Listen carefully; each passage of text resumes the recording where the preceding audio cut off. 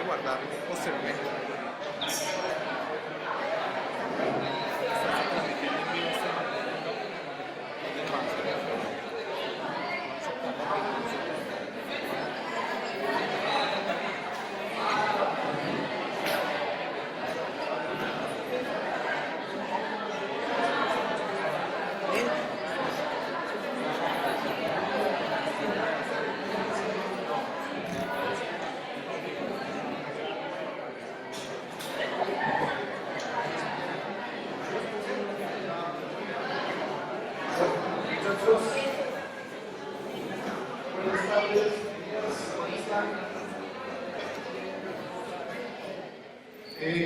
Bueno, dentro de esas pequeñas conferencias que estamos desarrollando y eventos que desarrollamos en el programa, estamos buscando hacer conferencias que complementen a todo el centro, ¿cierto? Digamos que es un proceso para que sigamos teniendo conferencias que nos actualicen, que nos lleven a temas que normalmente en una clase no tenemos. Entonces buscamos tener que este sistema de todo diseño nos permita tener conferencias seguidas. Primero vamos a tener una invitación que nos hace un graduado de nosotros, que es David Herrera, al cual le dimos clase y tuvimos la oportunidad de tener aquí muy inquieto, donde nos va a contar efectivamente una invitación para un taller de construcción de domos. Y posterior a eso vamos a tener intervención de Leandro Hoyos, que él es arquitecto de la Universidad Nacional de Colombia, tiene una especialización en desarrollo de productos, también de la Universidad Nacional, y está haciendo una maestría en la Universidad de Biobío de Chile en hábitat sustentable. Y él acaba de terminar ayer el seminario de actualización para los estudiantes de noveno y décimo sobre hábitat sustentable. Entonces, buscando un poco que el conocimiento nos llegue a todos y que conozcamos la experiencia, aparte de felicitarlo por haber ganado el jueves pasado el lápiz de acero verde por producto sustentable, con unos proyectos que nos van a mostrar, pues la idea es que podamos tener como esa promoción de más diseño en el programa. Entonces, sin más, para que ustedes puedan comentar. Buenos días. Muchas gracias. Muy contento de estar aquí en la universidad, esta vez haciéndoles una invitación muy especial al taller de construcción de domos. Hace más o menos 3 años hemos estado trabajando educación alternativa y tratando de que también llegue la gente a compartir sus conocimientos. Entonces, este sitio de domos es para precisamente eso, vamos a hacerlo en la vía Armenia y están todos invitados. Nos encontramos con el ingeniero Javier Mena, que nos va a contar un poquito sobre el taller. Muchas gracias.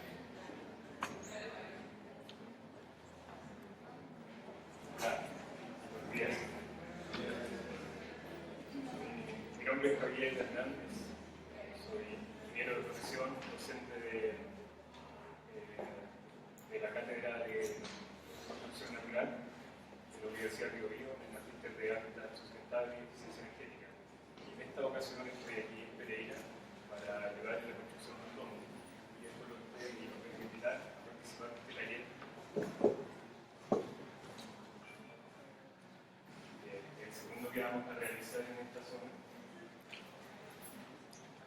Y se trata de un domo frecuencia 3 de 6 metros de diámetro, que puede ser una solución de vivienda o de cabaña con una superficie de 6 metros cuadrados de planta inferior, con la posibilidad de una artilla. Los contactos quedan ahí, si podemos hablar que puedan estar interesados, pero principalmente quiero mostrarles lo que ya se ha hecho y o sea, lo que queremos hacer y lo que ya se ha hecho. Este es nuestro proyecto. Se trata de una construcción geodésica, como decía, un domo de frecuencia 3, según de queremos cubrir posteriormente con paneles con tapados, triplex, me parece que llaman acá, y deja falta cancha como superficie final.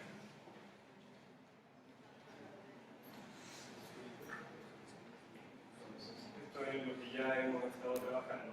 Tenemos primero el trazado del terreno, las fundaciones, el hormigón. Luego construimos una plataforma que ya tiene una forma triangular. Me gusta mucho trabajar con estructuras triangulares porque son informables. Y luego comenzamos a construir las geodesias con forma de domo y fuimos levantando lo que nosotros le llamamos la base. Sobre esta base, que ya está construida, vamos a construir la cúpula geodésica. El día 26, 27 y 28 de este mes. Esa es la invitación. El valor del taller es de 450.000 pesos, incluye la alimentación, 3 comidas al día. Para los alumnos de esta universidad hay una oferta de 400.000 y para los que están presentes en este salón la oferta es de 350.000 por el taller. ¿Tienen alguna duda que pueda responder? No, bueno, muchas gracias por su atención.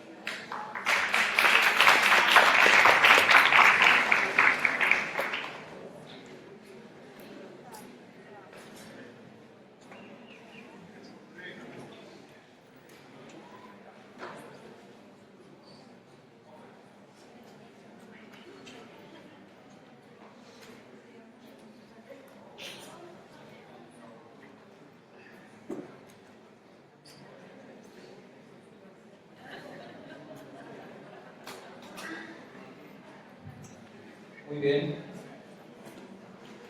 ¿Escucha sin micrófono? ¿Escucha bien? ¿No? Bueno. Ok. Buenos días a todos. Agradezco mucho a la universidad por la invitación que me hicieron en esta oportunidad al seminario y también a este espacio por poder mostrarles este trabajo.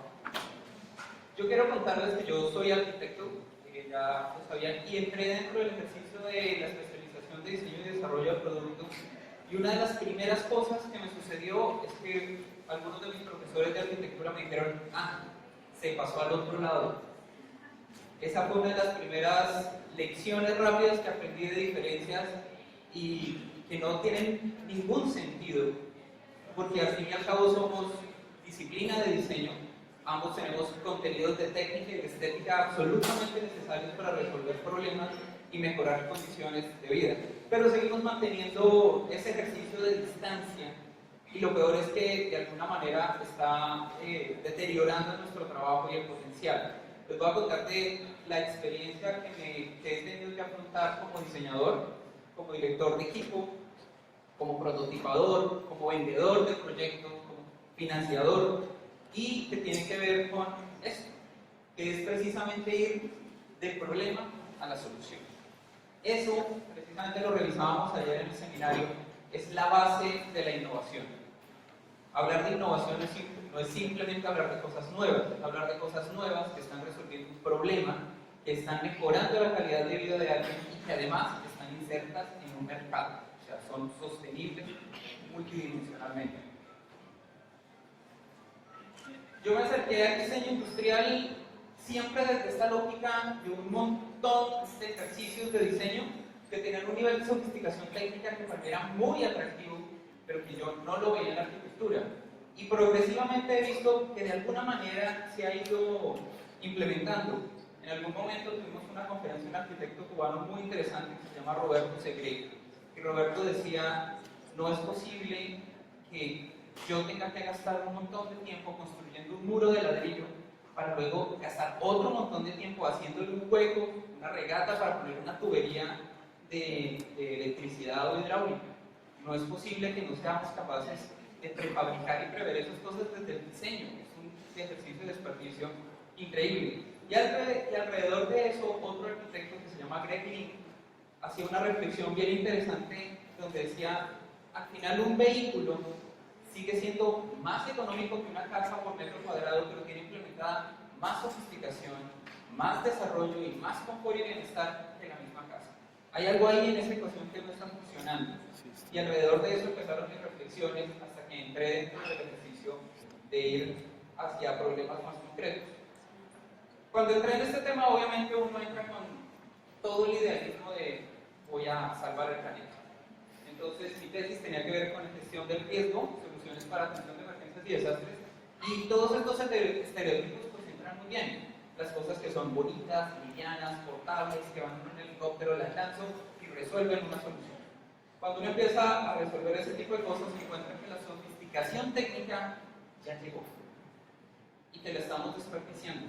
Esta imagen es interesante porque si ustedes se dan cuenta, esos tanques allá abajo, toda la sofisticación técnica de un muelle flotante o de una balsa, que el diseñador nunca pensó que se fuera a usar así. Lo innovador es que alguien que no tiene la capacidad, o no tiene la formación, tuvo la capacidad de darle un uso innovador y resolver un problema. Y esto está en todas partes del mundo. Y esta es la versión africana. Les presento la versión colombiana. Y esto pasa todos los días, todo el tiempo, y en esta época de lluvias, pues obviamente es aún más usual. Entonces sí estamos en capacidad de producir cosas sofisticadamente técnicamente sofisticadas, que nos puedan ayudar a resolver problemas. Y no tiene que ser sofisticación desde lo electrónico o lo digital para poder resolver un problema.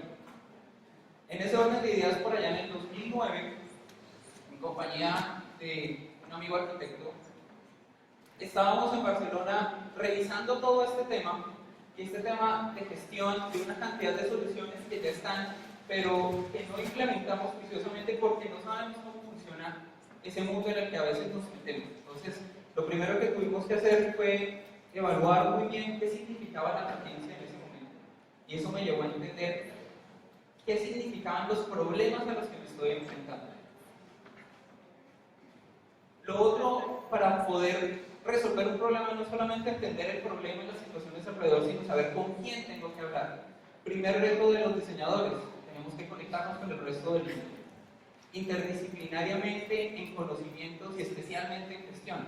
Esto que ustedes ven aquí es la plataforma básica de la plataforma humanitaria, en la cual se coordinan muchas entidades, ven en gris los responsables de cada unidad. Ustedes ven que por ahí está agua y saneamiento, que depende de la UNICEF, también trabaja en la ODS, allá está la unidad de refugio, por allá está logística, seguridad alimentaria. Y cuando yo hablo con estas personas que coordinan estas cosas, lo primero que salta a la vista es que no saben para qué sirve el diseño industrial. Saben que existe la carrera de diseño industrial, pero no saben cómo les puede ser útil. Entonces ellos tienen un vacío y por eso nunca nos llaman. Nunca estamos en la jugada. Los arquitectos los llaman para refugio, a los ingenieros para saneamiento.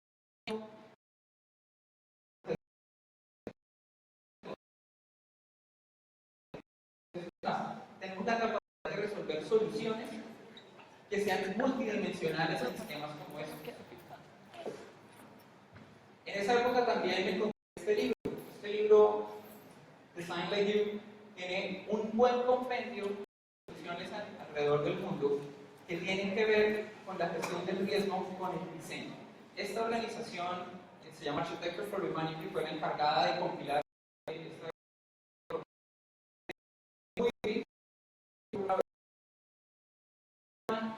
diseño y eran ejemplos muy interesantes. Architecture for Humanity cometió solamente un pecado, que fue dejarse llevar a la quiebra. Nueva lección, los diseñadores tenemos que aprender a hacer negocios. Entonces, Architecture for Humanity recibió donaciones mundiales y tenía la meta de que el 90% iba a ser puesto en campo. Pues tarde se dieron cuenta que el 10% restante no les permitía sobrevivir como organización y la organización desafortunadamente cayó. En ese libro aparecen cosas como estas. Y estos son ejemplos y ejemplos en varias partes del mundo. Y otra de las cosas importantes es que cuando uno las analiza, empieza a entender que todavía hay espacio para mejorar. En los proyectos de gestión de calidad, la mejora continua, que es uno de los principios de calidad, está siempre abierta. Siempre para nosotros es evidente que el diseño industrial funciona muy bien desde el principio. En este caso, cuando yo empecé a trabajar el tema de saneamiento básico,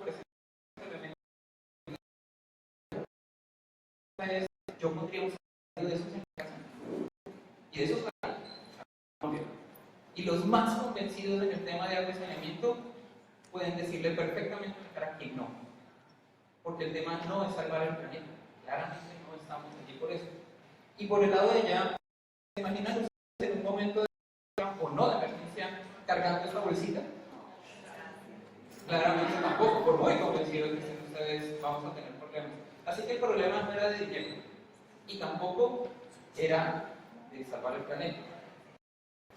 En ese ejemplo interesante, como buen arquitecto, obviamente el estereotipo de tiendas para mí es un tema fascinante. Pero si ustedes leen en algún momento a Ian Davis, que tiene un libro que se llama Shelter After Disaster, hablaba de lo malo que es esto en la atención de emergencias y desastres. Lo malo que es en términos de llevar una carpa que no se adapta a las condiciones del contexto, lo malo que es transportarlo desde lejos, cuando ese dinero que se gasta y esos recursos que están ahí se podrían implementar en diseño y desarrollo local. Entonces hay que pensar. Sin embargo, aquí hay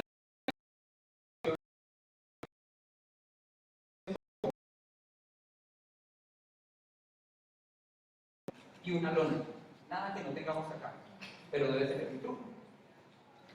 El truco era este. El truco es una unión que permite unir textiles con estructuras. Esta unión no la desarrolló un diseñador ni un ingeniero, la desarrolló un naturalista que le encanta.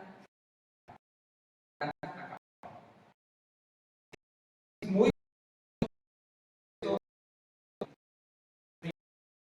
que la falla era perforar las membranas cuando van a hacer una tienda de campaña. Entonces desarrolló una unión que hace eso, unir textiles y estructuras sin perforar la membrana. Es innovador, es baja tecnología, es un negocio claramente, pero viene de entender profundamente el problema. Es un ejercicio de conocimiento del problema. Ese ejercicio lleva a que se puedan construir estructuras como estas. Y fíjense que la innovación está desde la imagen, desde lo atractivo que puede hacer. Estas tiendas de campaña son desarrolladas con el mismo sistema, lonas, conectores, tubos de PVC. Así que a mí me dio mucha curiosidad y por ahí me encontré un meme que tiene la versión positiva y negativa, le hice una conversión para volverlo algo más interesante. Y esto es básicamente lo que yo asumí en ese entonces sin tenerlo muy claro. Era si se puede hacer con tubos de PVC, con textiles, y lo que necesito es resolver la unión, de seguro yo puedo intentarlo. Y por ejercicio académico, en ese momento ya era docente de diseño industrial en la Universidad del Bosque, hice el ejercicio. Entonces, revisando fotografías, analicé la geometría, y analizando la geometría hice mi primer prototipo. Y ahí me di cuenta que la cosa funciona. Entonces, este primer prototipo fue una cosa muy económica. Esta es la terraza del edificio de estudiantes. Resultó un ejercicio muy divertido, y haciendo este ejercicio tan divertido, vino el dinero. Y el dinero no viene mandando fotografías con un bonito brochure, viene mostrando las cosas. Así que el otro reto es prototipar. Aquí hay muchos estudiantes y obviamente yo soy profesor, así que voy a aprovechar para decirles: no le hagan el quite a las maquetas y a los modelos. Los profesores no les piden eso solo para mortificarlos, les piden eso para que ustedes demuestren la capacidad y potencial de sus diseños. Gracias a este diseño que tuve de manera tan sencilla, puesto en el techo de mi casa, el Instituto de Estudios Ambientales de la Universidad Nacional me hizo el primer contrato muy experimental del primer domo de mayor escala, que costó algo así como 8 millones de pesos. Bastante costoso para el momento, pero siempre hay alguien que necesita eso que uno está resolviendo. Y el dinero siempre surge, hay que gestionarlo. Este ejercicio me llevó un segundo prototipo un poco más desarrollado, lo probamos en las instalaciones de la Cruz Roja, y ahí empezamos a hacer un nexo donde los operadores de campo de la Cruz Roja y la Coordinación Nacional de Socorro se enteró para qué servía el diseño industrial. Y ya por lo menos se dio ese primer paso. En algún otro momento en paralelo, mientras todo esto iba sucediendo, empecé con este proyecto. Este proyecto tiene génesis en la aplicación de resolución de un problema a través de una tecnología que existe hace mucho tiempo. El ejercicio de separar las heces de la orina en baños es una metodología que está funcionando hace 30, 40 años en varios sitios, pero que aquí no nos funciona, no la aplicamos porque está fallando un punto de conexión del ciclo. El ejercicio es una gran preocupación, ustedes ya están entendiendo cuando falta agua o cuando tenemos agua en exceso, lo que esto significa. Entonces, siguiendo la línea de la lógica de entender el problema, pues aplicamos las herramientas básicas de árbol de problema marcológico. Entendimos que el ejercicio de contaminación del agua por uso continuado de sanitarios tradicionales se da porque no hay oferta de dispositivos en el mercado. Y esa baja oferta se sigue manteniendo porque la gente no sabe ni del problema ni del impacto, entonces no nos piden al mercado que generemos soluciones. Y además de eso, hay otra cosa que está aquí atrás, y es el confort de no hablar de las cosas incómodas. Claramente uno nunca habla de cómo te fue en el baño, de cuántas veces bajaste la palanca, de cuántos litros de agua contaminaste. Entonces, como buenos diseñadores, es nuestra misión también, cuando hablamos de un problema, educar sobre el problema que estamos resolviendo. Estas cuentas las hice hace 4 o 5 años y ahorita las revisé y siguen estando igual. El valor del agua no ha subido, pero cada vez que en Bogotá, en mi casa, yo gasto 1 litro de agua, estoy pagando 5 pesos. Entonces piensen lo que significa pagar 5 pesos por litro cada vez que uno descarga un sanitario de más o menos 10 litros, y el sanitario de ustedes no es de los muy nuevos, y aún si fuera de los más nuevos estamos hablando de 6 litros. En el peor escenario, la otra cosa que hay que entender es que los hombres y las mujeres somos bien distintos cuando vamos al baño, empezando por la cantidad de veces que vamos al baño. Y encontramos que las mujeres en general van 3 veces más al baño que los hombres. Y esas descargas implican que alrededor del año una sola persona podría estar contaminando unos 22.000 litros. Y entonces esas cifras, comunicarlas es muy difícil, porque uno dice 22.000 litros y todo el mundo piensa, eso debe ser mucho. Pero ¿cuánto es mucho? Entonces, la comunicación implicaba hacer conciencia desde eso. Entonces hicimos un ejercicio preliminar, era una piscina olímpica, literalmente pintada en la mierda, con cuántas personas se necesitan al año para poder contaminarlo. Y la imagen era dibujada muy de esta medida, pero la gente le parecía tan chocante que me tocó quitarle las presentaciones. Entonces volvimos a una versión un poquito más aceptable, aunque me arrepiento un poco porque para los diseñadores debería estar aquí ese nivel de impacto para que seamos conscientes del problema. Desafortunadamente, alrededor de estos 22 tanques de 1000 litros que una sola persona puede contaminar sin ningún problema, solo 4 o 5 de esos tanques van a pasar por la eficiencia de una planta de saneamiento. O sea, esos 4 tanques se purifican, van a algún punto donde contaminan menos, pero todo lo demás va a contaminar, sí o sí. Es una terrible verdad de la poca eficiencia de nuestra ingeniería sanitaria. Y estas son las alternativas para resolver el problema. Por allá en el 2014, en marzo, ¿recuerdan ustedes las noticias alrededor de las muertes de los chigüiros? Eso fue justo antes de Semana Santa. Entonces vino la sequía Guajira, la muerte de los chigüiros. Entonces 250 personas de los organismos de asistencia humanitaria fueron a una finca del Guaviare, pidieron permiso a la finca para montar el campamento y la única condición es, me lo deja como lo encontraron. Y eso implicaba obviamente no ponerle baños. Entonces instalaron baños químicos y la empresa Brasilia asumió el reto de yo le pongo los baños. Y en cuestión de 4 días los baños se llenaron y colapsaron. Y entonces, ¿qué tuvieron que hacer? Como no tenían equipo operativo en ninguna parte cercana, desde Bogotá uno de esos camiones tuvo que ir, vaciarlos, y este ejercicio costó alrededor de 72 horas de recursos para básicamente ir y recoger bien. Entonces imagínense el nivel de eficiencia y costos. Brasilia decidió que nunca se iba a volver a meter en ese negocio. Y Cruz Roja se quedó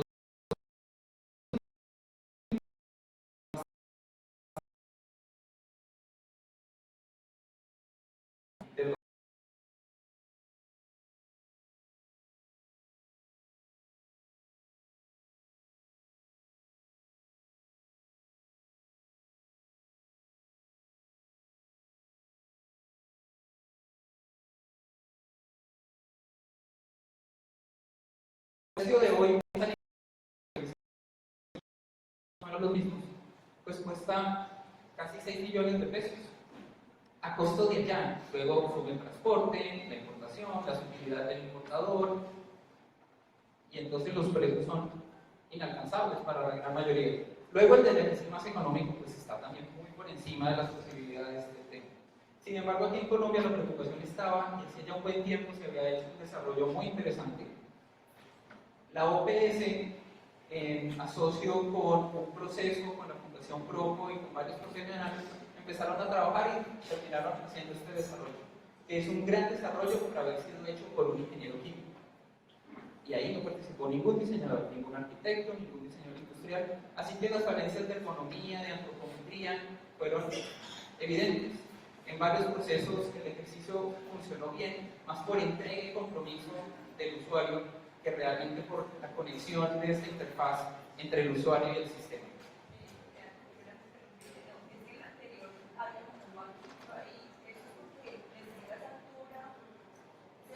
Sí, lo que pasa es que este dispositivo internamente tiene un tambor que tiene electricidad y tiene un sistema de compostaje interno. Entonces, para poder tener toda esa altura, necesitaron poner el banquito. Entonces, era el otro detalle ahí del producto. Obviamente, este producto necesita una conexión eléctrica, necesita un sistema de ventilación, porque todo lo que sucede ahí pues hay que evacuar. Ahí está ese detalle. En el otro no lo hay, pero entonces habían otros detalles. Entonces, rápidamente les cuento que adelante tiene un tanque de orina y atrás tiene un contenedor donde va una bolsa. Entonces, para poder remover todo el material, hay que de nuevo hacer el ejercicio del comienzo de abrir el sanitario y sacar una bolsa cargada. Y pues, ¿cuántos usuarios están dispuestos a hacer eso? El ejercicio de este producto lo revisamos, encontramos usuarios como Mónica, que está muy comprometida con el sistema. Ella prepara material de cobertura, instaló su sanitario en su baño, y en el ejercicio del baño pasa esto, que la orina va al frente, las veces van atrás, y hay que hacer una cobertura manual de tierra. Entonces nos contaba todos los procesos y todas las cosas que podían pasar alrededor del usuario en el mundo de yo no quiero ver lo que hice, entonces cojo la cucharita así. Y si me cae tierrita o me queda orina en alguna parte, entonces ¿qué hago? Agua. Seco. Obviamente todos teníamos problemas. Luego ella transportaba ese material a estos tanques y en cuestión de 12 semanas era un material perfectamente limpio que es abono, directo para el suelo. Entonces funcionaba muy bien, ciclo cerrado, el ejercicio funcionaba muy bien. Pero el sanitario seguía siendo rechazado, a la gente le parecía pequeño, incómodo, feo, a veces veían lo que vino antes, entonces había una cantidad de problemas. Todo este escenario lo llevamos para la especialización de diseño y desarrollo de producto en el 2010 y en el 2011, y empezamos a hacer todo lo que yo desde arquitectura no sabía, porque sabían hacer los diseñadores industriales. Entonces para mí fue una de las mejores experiencias meterme en este mundo y aprender temas de usabilidad. En arquitectura nosotros diseñamos para la gente, pero no recibimos clases de usabilidad. El tema de entender capacidades, una cantidad de cosas empezaron a ser parte del tema. Los ciclos de uso y temas de lo que sucede adentro y afuera de la casa son dos universos completos y absolutamente distintos. Ese ejercicio nos llevó también a identificar, obviamente, el que usa el usuario, el que usa el sanitario, pero también a identificar quiénes más interactúan con eso. En arquitectura es muy usual que tengamos productos diseñados que funcionan muy bien para el estado final, pero que en el proceso de instalación quiebran brazos, arrancan dedos y pasan cosas de ese estilo porque los procesos de diseño de esos productos no han pasado por manos de alguien que tenga esa sensibilidad. Planteamos obviamente desde los procesos más abstractos que tenían que ver con qué quiere el usuario, y en estos baños, después de hacer una buena cantidad de entrevistas y de observaciones, nos dimos cuenta que el tema era que la gente no quería ver nada, quería el baño prístino. Luego quería oler lo suyo, hasta allí es aceptable, pero lo de los otros, no. Entonces teníamos que hacer un ejercicio de neutralización. Y obviamente el ejercicio de tocar poco, pues también es importante. Y si esto es el mundo de la casa, pues es un ejercicio bastante cómodo. Pero si es el mundo de un baño público, especialmente las chicas me van a contar en algún otro momento cómo hacen para usar el baño público. En algún momento yo evalué baños públicos de instalaciones deportivas y los baños de las mujeres eran absolutamente terribles. Los hombres somos la mata de la higiene en los baños públicos. Pero claro, ustedes son muy conscientes de que ustedes van al baño y no se sientan. Y además van con falda, van con bolso, con chaqueta, con una cantidad de factores de ruido en el proceso que nadie se había puesto a pensar, y en ese momento nos arrollaron a todos nosotros. Ese nivel de conciencia nos llevó a pensar en muchas alternativas.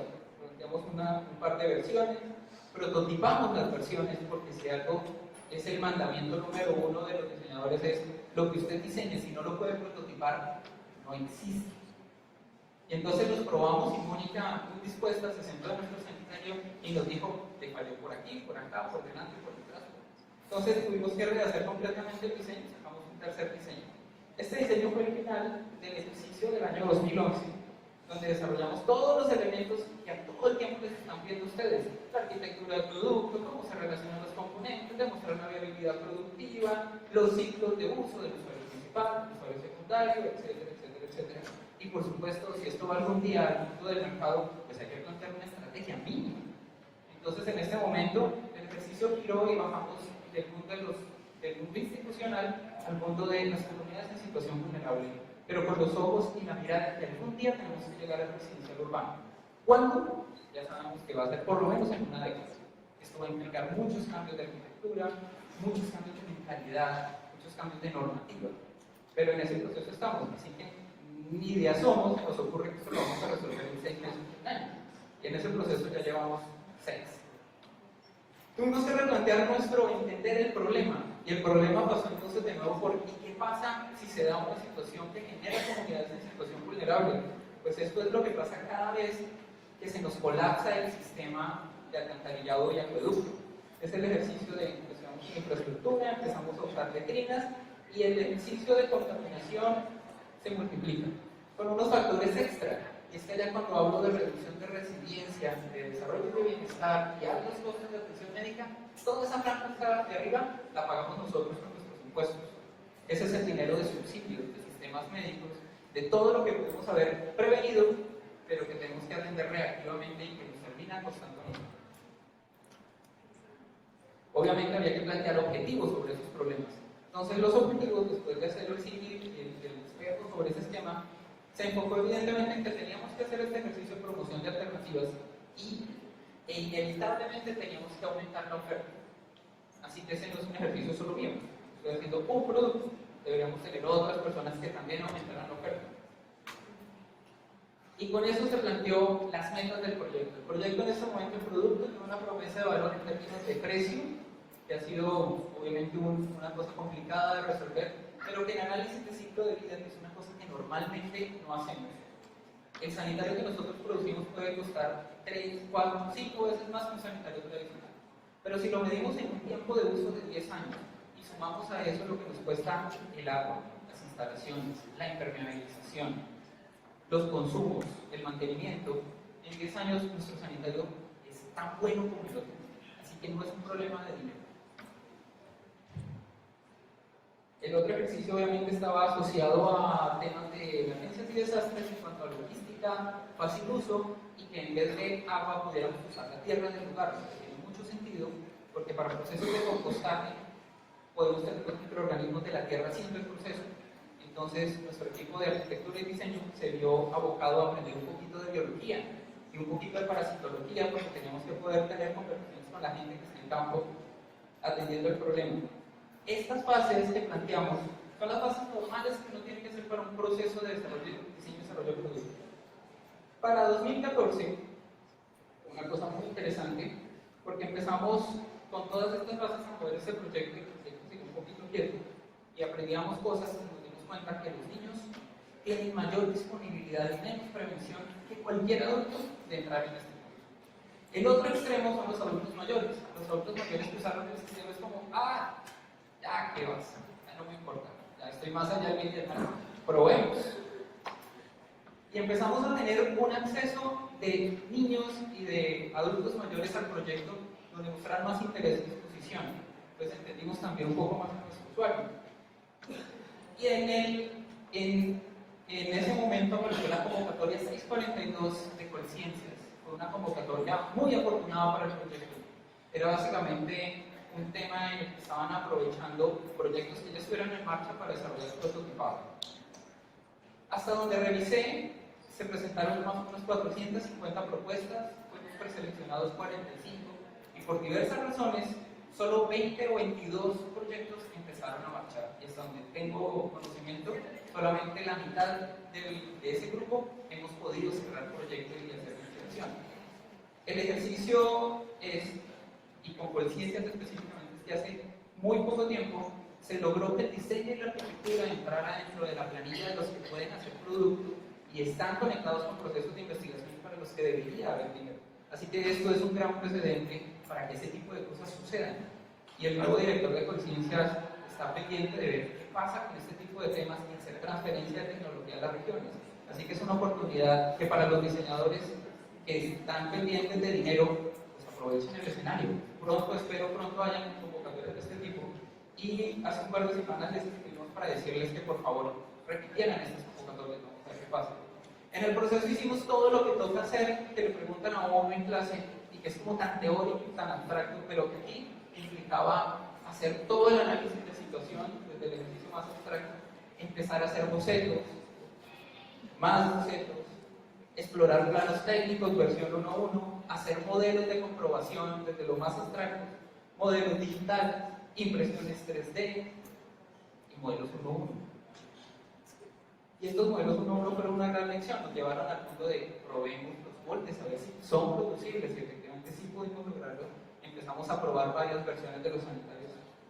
Eso nos llevó también a que la experiencia del sanitario no es solamente el objeto en sí, todo el ejercicio ambiental de ergonomía de un cubículo para hacer lo que se necesita. Y para emergencias y desastres, que era la apuesta del proyecto, pues era inevitable pensar en un cubículo. Hicimos el prototipo 1.1 y eso nos llevó a este producto, que este es un producto que ahora está en desarrollo y tiene la posibilidad de tener sanitarios de este nivel. Y básicamente, en el fondo, como para explicar lo que están viendo ustedes, hicimos un arenero para humanos. Así es sencillo, es la mejor explicación, ¿cierto? Bien. El arenero, para los que tenemos casos, entienden perfectamente la analogía. Este sistema básicamente es un invisibilizador. Con esto yo no veo lo que hizo el divino antes. En cuanto queda recubierto de tierra, neutralizo los olores y empieza el proceso de compostaje.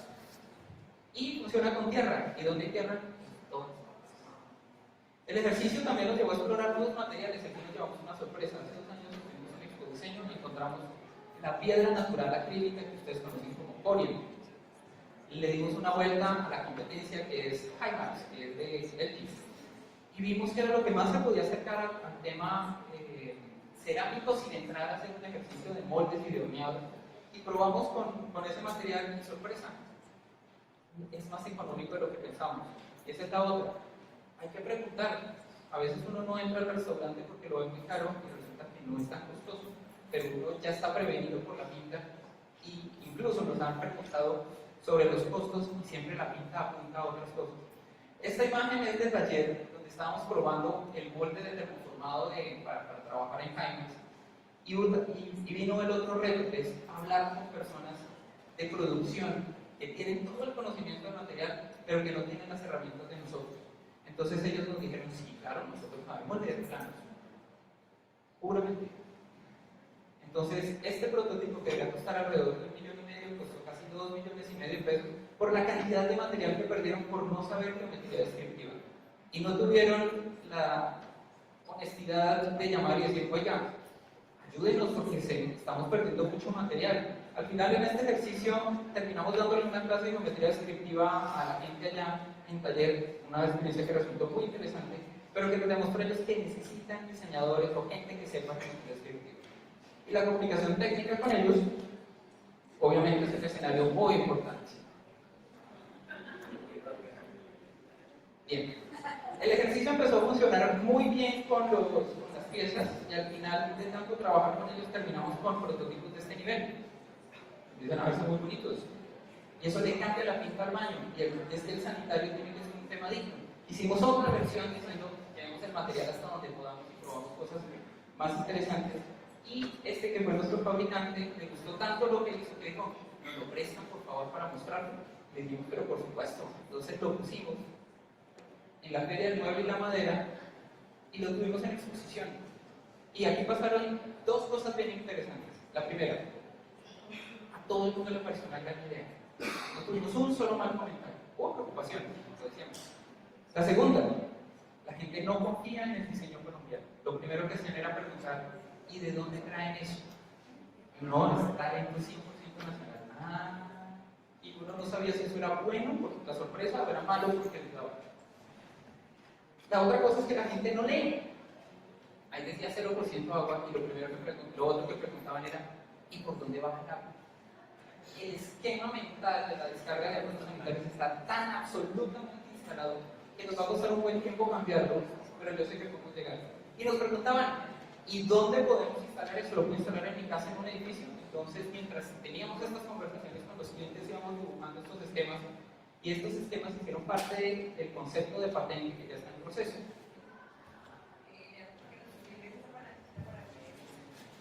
Ya les voy a explicar adelante. Entonces, este ejercicio de diseñar el producto es una maravilla, pero diseñar dónde se va a instalar, cómo se va a instalar y todo el contexto es absolutamente necesario. Y por supuesto, todo lo que producimos se registra en temas de propiedad intelectual. Es importantísimo que ustedes se conecten a este tema, porque no solamente las universidades lo piden, sino que además es el único medio de protección del conocimiento y el diseño y el desarrollo que estamos haciendo. Estas son las cifras de patentes últimamente. Este es el esquema de todos los años. Fíjense, la carga está con el 800 patentes que se están solicitando en el país al año. La curva de abajo es la triste. Es que esa diferencia son patentes que solicitan extranjeros en Colombia. La curva de lo que patentamos nosotros no llega ni a 500, y es la curva amarilla que ustedes ven abajo. Si nos preguntamos cuántas de esas patentes son de diseñadores industriales, la cifra no existe. Sería muy interesante conocerla para que hiciéramos un esfuerzo allí. Mientras eso sucedía en paralelo, ¿se acuerdan del nodo que les mostré, de Robert Gillis? Pude hablar con él, lo contacté, le dije, yo quiero importar ese producto. Y él básicamente no le interesó. Entonces le dije, pero no puede ser que ese producto, que es una pieza de inyección, se pueda producir acá. Véngame la licencia de producción. Silencio radial. Pero yo necesito esos nodos para conectar. Entonces empezamos a desarrollar los nuestros. Y empezamos a desarrollar nuestras primeras versiones, impresión 3D, más impresión 3D con las variaciones, lo perfeccionamos y lo probamos y lo pusimos en los nodos de prototipo que yo tenía. Y funcionaron. Es más, ese nodo en impresión 3D estuvo 4 meses puesto en el cockpit y todavía funciona. Así que puede ser un producto final. Y le hicimos mejoras a los domos, entonces modificamos los domos para hacer versiones más amplias, versiones que pasaran de lo recreativo a lo utilitario de las emergencias, pueden funcionar como invernaderos, como multipropósito, y por supuesto esta se volvió la sensación del edificio, porque era el refugio de los asados todos los domingos. Entonces, solo por alquilarlo en el edificio pude cubrir una buena parte del dinero de la producción. Claro, también pasan algunos chascarrillos, como que por ejemplo algún día alguien no lo amarró, el viento lo sacó volando. 5 pisos abajo, cayó sobre los carros, a los carros no les pasó nada, la lona no se rompió, y lo único que se dañó fue la cerca de seguridad allá atrás, y me tocó pagar, nada más. Por lo demás, el producto resulta muy interesante y hay que probarlo sin miedo a que se rompa y a que rompa cosas. Para eso están los prototipos. Ese prototipo, el año pasado para Ecuador, lo mandamos. Resulta que en Jama, en Ecuador, en el terremoto que hubo al comienzo del año, justo le tocó a este arquitecto que está acá, que es compañero de mi maestría, tener un problema, atender la emergencia. Entonces, en cuanto pude, le mandé uno de los prototipos. Y ellos lo pusieron en marcha automáticamente, lo instalaron, y una familia completa vivió allí durante 5 meses. Entonces, además de haber hecho algo que fue divertido, que me dio algo de dinero, que estaba funcionando muy bien como producto de evolución, se le llena a uno el alma de decir, oiga, por fin alguien vive mejor gracias a lo que hizo uno. Este ejercicio nos llevó a decir, listo, pasemos de los prototipos de impresión 3D y produzcamos. Y obviamente, otra vez entré en el mundo de la producción con varios amigos y produjimos estos nodos que ya son producto funcional. Los presentamos en la convocatoria del arte tercero el año pasado y fue un producto nominado. Y este producto quedó nominado y se fue también de paseo a exhibición en la Bienal Iberoamericana de Diseño. Y allá nos cruzamos con otra gente que está trabajando con emergencias y desastres y empezamos a hacer conexiones. Y ese ejercicio de visibilidad, de participar en los concursos, es importantísimo. Tal vez no tenemos muchos escenarios de concurso, pero los que hay que aprovecharlos profundamente. Esta fue la nominación, competíamos con un producto muy disímil, pero el solo hecho de estar aquí ya para nosotros era muy importante y muy interesante.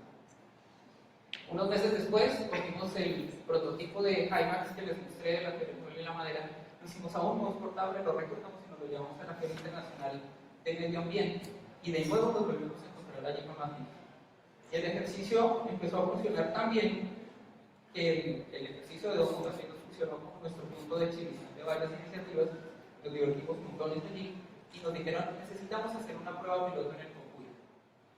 Ustedes saben que Parques Naturales tiene problemas con las personas que viven en las franjas externas de los parques naturales y el Cocuy ha estado cerrado durante un buen tiempo. Entonces ellos dijeron, muéstrenos el prototipo, lo armamos, nos lo prestan, se los presto, ponemos un baño seco, pongamos un baño seco y probémoslo. Y entonces en agosto del año pasado lo instalamos a 4.000 metros sobre el nivel del mar y yo estaba pensando en voy a venderme los de la Unidad Nacional de Gestión de Riesgo, a los de Cruz Roja. Me vi con un cliente que nunca me esperó, con unos requerimientos altísimos en cuanto a temperatura, resistencia al viento, y terminamos haciendo este montaje y durante todo ese tiempo el sanitario funcionó como nosotros lo esperábamos. En términos de compostaje, este domo alcanzó temperaturas de casi 40 grados centígrados porque dejamos sensores puestos allí cuando la temperatura exterior no supera los 18 grados. O sea que para un proceso de compostaje es una maravilla. Y luego el ejercicio del sanitario aguantó una requerimiento que nos hicieron con ese mecanismo que está allí, que es en acero inoxidable, tiene que aguantar el maltrato que ustedes quieran. ¿Qué falló? El usuario. El usuario falló. El usuario falló porque la gente del parque que tenía que hacer el mantenimiento le daba cosas como que de tanque, manipular la cosa y hacer la remoción que tocaba hacer. Pero el dispositivo se demostró que sí funcionaba, entonces dijeron, bueno, vamos a hacer la apuesta. Seguimos avanzando en el desarrollo, lo perfeccionamos. Esto es SolidWorks, los invito mucho a que diseñen siempre en paramétricos. Yo sé que adoran Rhino, pero esto es lo que le salva a uno el tiempo de trabajo de tener que rediseñar una y otra vez, porque sus diseños no quedan bien hechos a la primera, a nadie le quedan bien hechos a la primera. El ejercicio volvió al mundo de prototipemos, produzcamos, hagamos moldes, hagamos positivos. Me pareció la Diana cobrar. Y entonces cuando tuvimos que ponerle costo a todo este trabajo, nos dimos cuenta que estamos condenados por el IVA. Y entonces el IVA le sube este año un 19, casi 20% a nuestros productos. Y es desafortunado que este ejercicio de ecoproducto no esté reglamentado en ninguna parte, pero los que vienen certificados como ecoproductos de otra parte del planeta, a esos sí los eximen de IVA. Y entonces aquí fue donde, pues no, otra vez los señores estamos en desventaja, tenemos que dar una pelea. Tenemos que dar una pelea porque si estamos haciendo emprendimientos, si estamos haciendo productos, nos piden competitividad, pero nos hacen ese tipo de cosas, pues vamos a tener que hacer un ejercicio. Entonces, así no queramos, vamos a tener que pelear con contadores y abogados. Parques Naturales dijo, ok, asumimos que hagámoslo. Entonces presentamos el proyecto, presentamos el domo ya final mejorado y en diciembre instalamos los domos a 4.250 metros de altura y aprendimos otra cosa del proceso de diseño, que nosotros siempre montábamos estos domos aquí en Bogotá haciendo pruebas y nos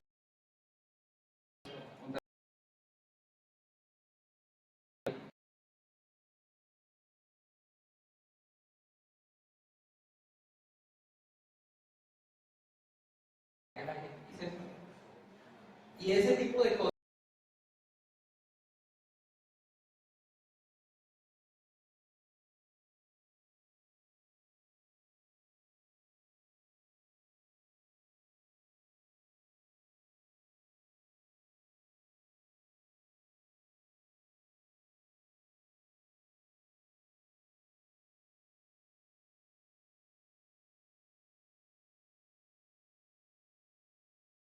Presupuesto no los incluyeron, no nos dejaron incluir orinales en el paquete. Entonces los hombres, muy machistas ellos, dicen, no, yo no me siento orinar. Entonces orinan donde debería ir el material seco. Entonces el sistema tocó cerrarlo hasta que haya alguien que administre y le ponga los orinales. Entonces fíjense cómo que faltan orinales, lo están diciendo que los baños secos no funcionan. Entonces este ejercicio se nos está volviendo un tema en que nosotros como diseñadores no podemos simplemente vender el producto.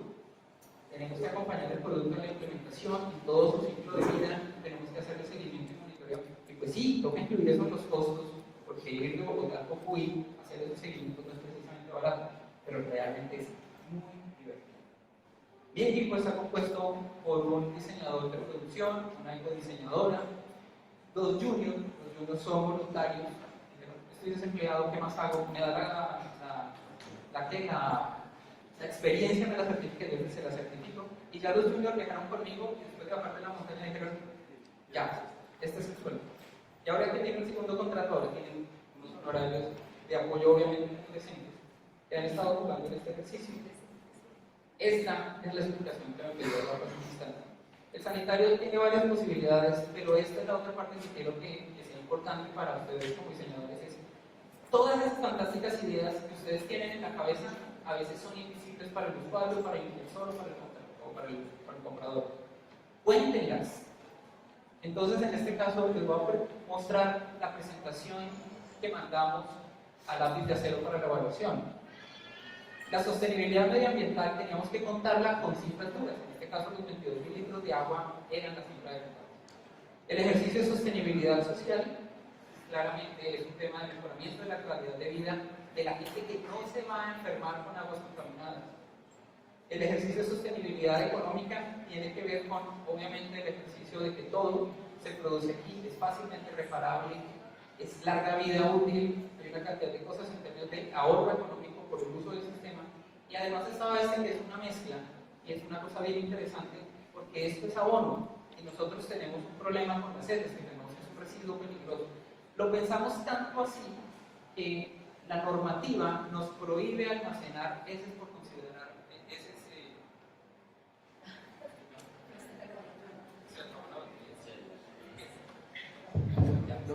Entonces, el ejercicio tiene un nivel de economía y de cambio interesante en el que hemos tenido que hacer un trabajo.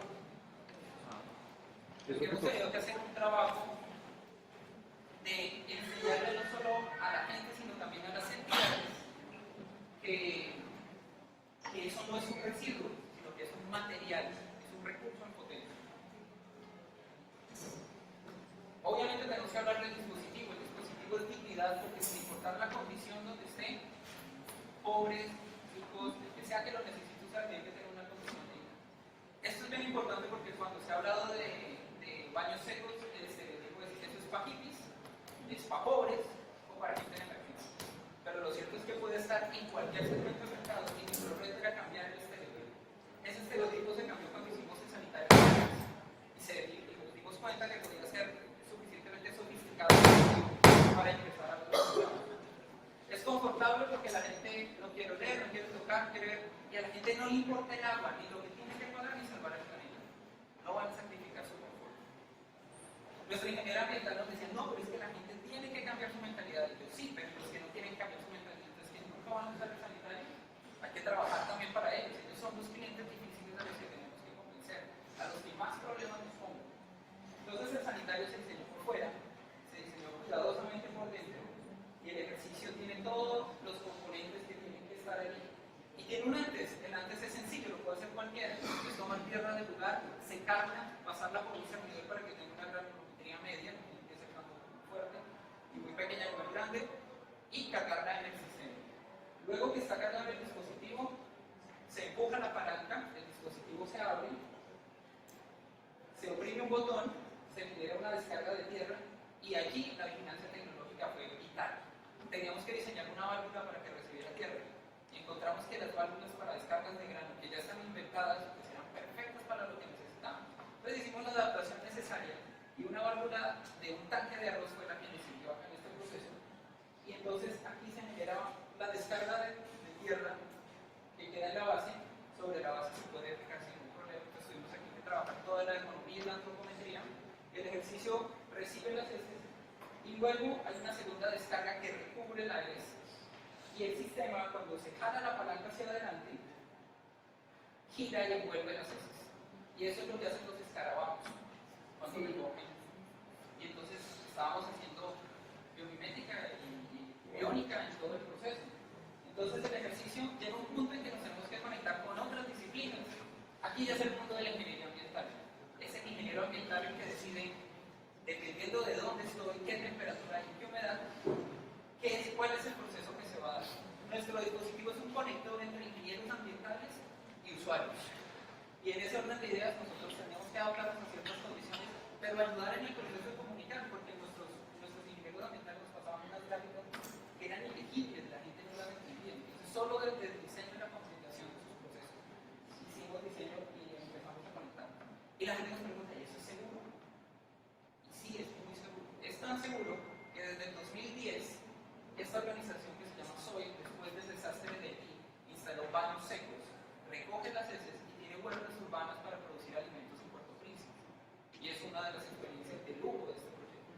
Están conectados con una experiencia en Perú que se llama Extraordinary Venture, que básicamente alquilan el servicio. Entonces ellos no son diseñadores ni ingenieros, pero ellos vieron la necesidad, vieron el problema, consiguieron un sanitario, lo alquilan y ese ejercicio permite tener un sistema similar donde al final del resultado que Puerto Príncipe o en Lima es abono para compostar, es compost y abono para producir alimentos. El ejercicio ha continuado, por supuesto, y hay clientes que nos dicen, perfecto, ahora necesito el baño, pero el tomo no me sirve, necesito un cubículo, estamos trabajando en el cubículo que ya les mostré. Hemos tenido que conectarnos con todo el ciclo de uso general y luego con todo el ciclo de uso específico, y eso es una exigencia para poder contar. Estamos con un ecosistema que tiene las versiones de lujo, las versiones básicas más económicas, que pueden ser permanentes, que pueden ser temporales, y nos lleva a un ecosistema de productos mucho más amplio que pasa por domos, por mejorar los nodos, por distintas versiones del sanitario, distintas configuraciones, distintos cúmulos. Y eso fue lo que presentamos y eso fue la razón por la que éramos tan competitivos en la de cero. Esto tiene un lado muy bueno. El lado muy bueno es que es una plataforma de visibilidad fantástica. El otro lado que no era tan bueno, los proyectos, y eran muy pocos los que eran clasificables como productos sostenibles o ecoproductos. Así que a veces pienso que gané un poco por suerte y por W, pero muy bien. Pero por otro lado, el ejercicio es, debería haber más productos y más proyectos compitiendo con esto. Debería ser una carrera muy intensa, pero no, es de las cosas que menos se hacen y es evidente la cantidad de proyectos. El lápiz de acero significa muchas cosas, pero sobre todo es un ejercicio para el equipo de trabajo de sentir que estamos haciendo diseño industrial de verdad en Colombia con toda la falta que está haciendo. Entonces el equipo está realmente comprometido y simbólicamente nos ayuda a superar estas barreras. Primero tenemos que superar que la sociedad desconozca el diseño industrial. Tenemos que ser los profetas del diseño industrial, empezando por nuestras familias. Nuestras familias no saben cómo diseñar industriales para que les digan. Entonces tenemos que trabajar con eso. Tenemos que trabajar con el tema de leyes y normativas, porque hay muchas leyes que están bloqueando. Si no es que estén ahí pensadas en vamos a bloquear el diseño, están bloqueadas ahí por falta de información, por prevenciones, por tradición. Y tenemos que hacer una conexión entre diseño e información científica para poder empezar a desbloquear ese tema. Esa normativa pasa también por el tema de la DIAN. Hay que empezar a dar esas peleas legales para empezar a tener condiciones de igualdad en términos de ese tema. La confianza en el talento nacional se va a lograr haciendo todo el trabajo bien hecho, mostrando todo eso. Y sí o sí, como diseñadores industriales y arquitectos, tenemos que trabajar con otras áreas de conocimiento. Si seguimos trabajando solos, vamos a ser diseñadores autistas. Entonces, ¿cómo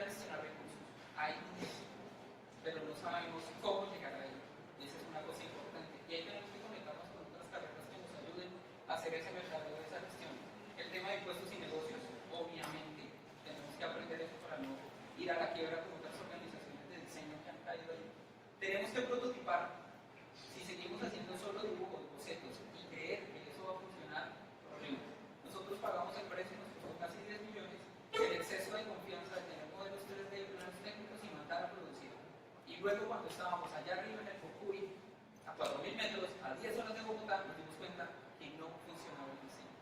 Perdimos un montón de plata ahí. Prototipar es el mandamiento de la oficina. Nada se produce si no se prototipa. Validar y comprobar. Por eso. Registrar y patentar. Ya empiezan los negocios a fluir. Este tema de la copia de las buenas ideas es inevitable, entonces hay que estar protegidos. El trabajo en equipo, inevitablemente, a nivel interno, porque un solo diseñador no resuelve todo. Comunicar técnicamente con la gente con la que estamos haciendo producción es vital para el tema de la eficiencia y la reducción de costos, especialmente en que nosotros nos funcionó. Y empezar a evolucionar y adaptarnos. Estamos haciendo todo ese ecosistema de productos porque los clientes nos están pidiendo nuevas cosas. Entonces el sanitario ya tiene su propio sistema, pero alrededor de eso empezamos a necesitar compostadores caseros, cubículos, sistemas desplegables. Y con eso termino todo lo que les quería contar. Muchas gracias.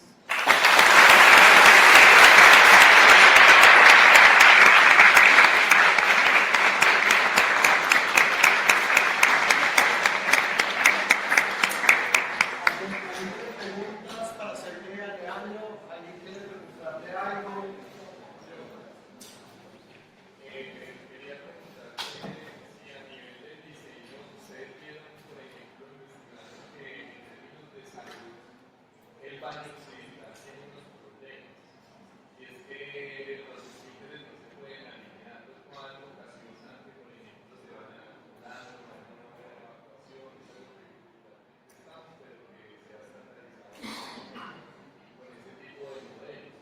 ¿Ustedes han pensado en otro tipo de posición, por ejemplo, algo más natural, en otras estructuras donde es mucho más eficiente la evacuación?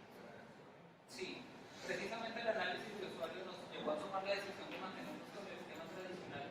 Por uno, necesitábamos hacer que la gente tuviera un cambio, pero que el cambio no fuera tan drástico, y modificar profundamente el modelo del ciclo de actividad podía generar un rechazo. Dos, esos sistemas funcionan muy bien en otras latitudes, en otros sitios, donde el ejercicio de dieta, de salud, hace que uno no tenga problema en agacharse hasta esas posiciones. Mientras que acá tenemos una cantidad de factores de salud que para una persona adulta mayor, incluso para una persona obesa, agacharse a una posición que efectivamente funciona mejor, pues podría ser un problema. Está considerado como una alternativa de producto para ir cambiando progresivamente ciertos hábitos y algunos clientes ya nos lo han pedido. Pero es un ejercicio que implicaría montar el sanitario casi que sobre una plataforma, hacer otros accesorios, que no se descarta, pero que como producto de entrada pues era mejor controlarlo en estas condiciones.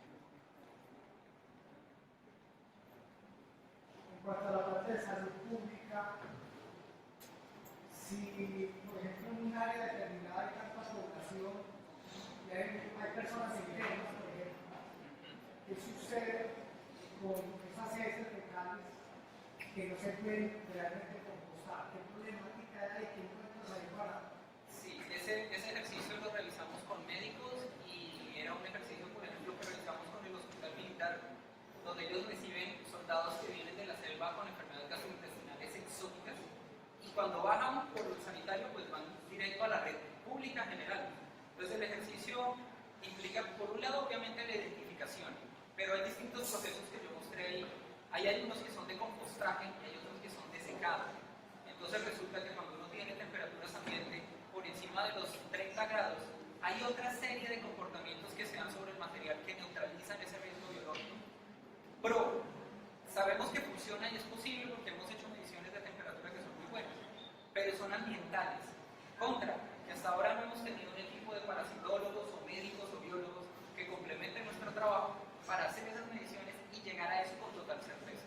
Ahora, el sistema, ha sido probado en muchos sitios, ha sido implementado en África y en otras partes con sistemas distintos de compostaje y hay cifras que indican que con ciertas temperaturas los pintos y una cantidad de organismos se pueden neutralizar. Pero depende mucho del control y de la operación del proceso y de lo que diga el ingeniero ambiental, que es lo mejor de acuerdo al entorno y a la condición que hay.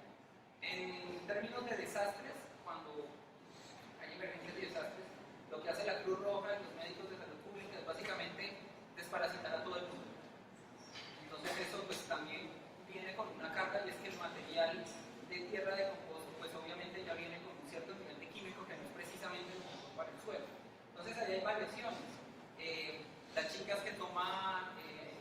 antibióticos, o pues cualquier persona que tome antibióticos o que tome algún tipo de tratamiento médico, ¿qué pasa con la orina? Ahí hay un trabajo post que como diseñadores obviamente nos queda un poquito más lejos de nuestra disciplina, pero en el que tenemos que engancharnos para poder conectar. Pero es un tema que tiene un cierto nivel de certeza y que hay que concretar científicamente con los equipos. Pregunta, ¿qué capacidad de carga tiene el sanitario y cada cuánto tiene que ir el usuario? Ok, perfecto. El sanitario, ahí no lo conté, pero el sanitario es diseñado para adaptarse. El básico, así como está para unos 35 a 40 usos. Eso no fue pensado en que lo use mucha gente, sino en el proceso del post. Cuando yo tengo que retirar un tanque que está lleno de heces y tierra, ¿cuánta es la carga que puedo cargar levantada? ¿Cuánta es la carga que puedo jalar para poder manejar ese tema? Eso nos lo enseñó Mónica. Mónica tenía un super tanque de ahorro de su sanitario y un día lo levantó y se lastimó la espalda. Y en otra de las levantadas, los perros de la finca casi lo hacen caer y casi nada sobre el tanque. Entonces, el ejercicio del post definió esa primera versión. Pero, si yo quiero poner un tanque más grande abajo con un sistema de inyección de tierra más grande arriba, el sanitario está diseñado para recibir y adaptarse a distintos contextos. Estamos trabajando en un indicador visual para que bloquee la palanca en el momento en que no haya tierra, se bloquea la palanca, no descarga y no lo puede usar, ni siquiera se puede abrir. La palanca bloquea el uso.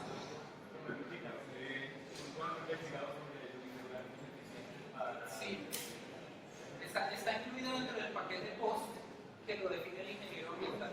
Hay microorganismos eficientes que se cultivan muy rápido en sitio, en cuestión de 24 48 horas con arroz, con cosas muy sencillas, y se pueden incluir dentro del proceso, dentro del tanque del sanitario o en el proceso posterior. Sí, eso se ha incluido también. Bueno, en este momento sí, una institución que ya compraron cuánto le cuesta. Bien, esa es una muy buena pregunta. Debido a las complicaciones de trabajar con productores locales, que a veces uno dice, ya entiendo por qué la gente produce en China, los costos de producción se suben porque la gente en fabricación, por más que sea una pieza que no le va a modificar mucho sus procesos, cuando la ven con algún cambio que está fuera del sistema, lo consideran automáticamente costoso. Entonces, el sanitario, por ahora, producido en cantidades pequeñas a nivel industrial, está alrededor de 4 millones de pesos IVA incluido. Que para nosotros como usuarios puede ser costoso, individuales, pero que para entidades 4 millones está dentro de un rango perfectamente normal de compra. Entonces, claramente estamos trabajando para tener versiones más económicas, más accesibles, y en la medida en que podamos complementarlo y mejorar la producción, aumentar la cantidad de producción, los costos de precio de venta al canal y de precio del mercado se van a reducir.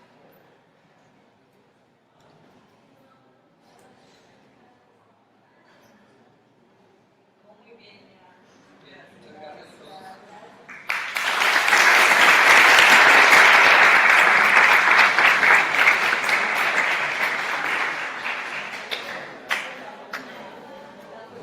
Muchas gracias. Muchachos, mucho bonito. Vamos a tomarnos una foto de todos con la acá. De que quieran.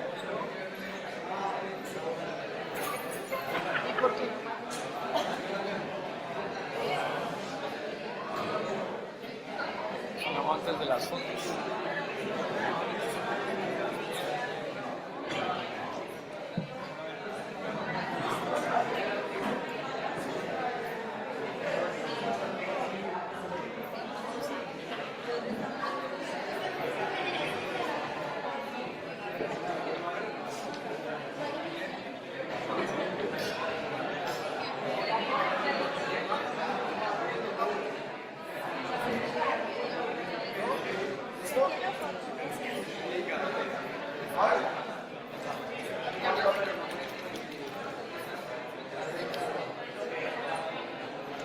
Ubicados.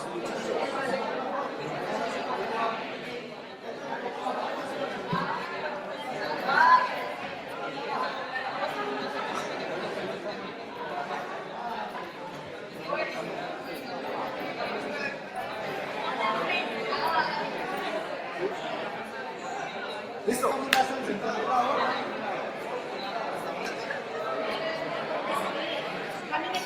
Vamos, vamos, vamos, vamos. Sí, vamos, venga. Julián.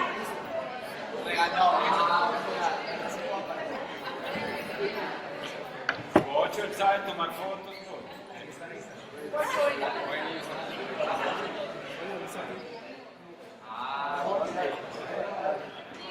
Edna. Hágale pues.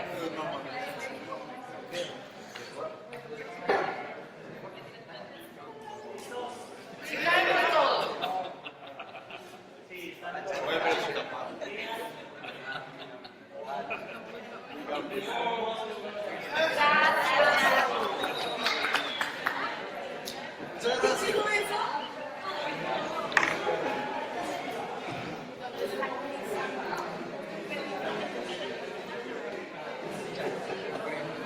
Juan, te lo voy a cortar ya.